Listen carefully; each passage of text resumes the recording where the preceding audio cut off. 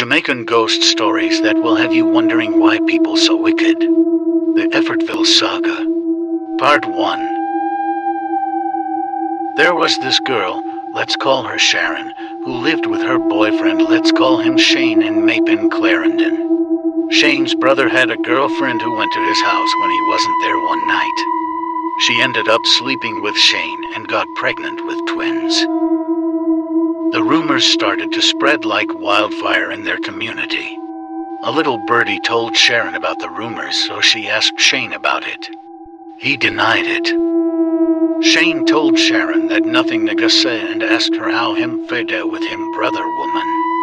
Sharon leave the hearsay alone and never asked about it again. The way how Shane loved Sharon, him give her everything she needed. The mother of the girl didn't like that. She claimed that Sharon is the reason why Shane not taking care of his twin daughters, so she said Duppy upon Sharon. Sharon became so sick to the point that she couldn't walk.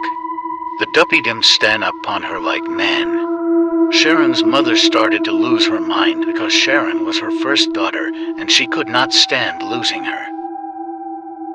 Shane also got sick. He was admitted in the hospital in Macon, and they had to fly him to Kingston to the chest hospital. They had to bore a hole in his chest because his lungs and kidney did a rotten out. They set an operation date for him, and he was waiting for that day. Sharon's mother carried her to every doctor and specialist in Jamaica, and nobody could figure out what was wrong with her. Stress and worry make Sharon's mother start walk up and down upon the street like mad woman. One day, one of her longtime friends that she hadn't seen in years saw her on the street walking mad and asked her if she was okay. See Part 2.